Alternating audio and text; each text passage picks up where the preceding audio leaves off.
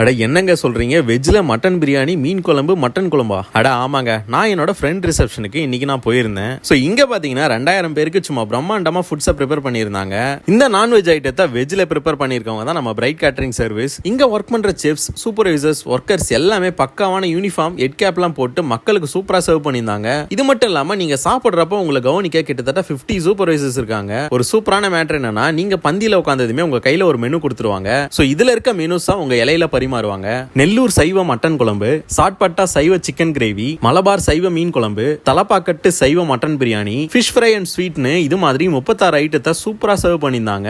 என்னோட சன் மேரேஜுக்கு இவங்க தான் கேட்டரிங் பண்ணாங்க. அதுல இருந்து கண்டினியூஸா நிறைய ஃபங்க்ஷன்ஸ்க்கு இவங்க ரெக்கமெண்ட் பண்ணி நல்ல ஃபீட்பேக் இருந்தது. கரண்ட் ட்ரெண்டிங்ல என்னென்ன ஃபுட் ஐட்டம்ஸ் இருக்கோ அவங்க மக்களுக்கு நல்லா பிடிச்ச மாதிரி நல்லா சர்வ் பண்ணுவாங்க.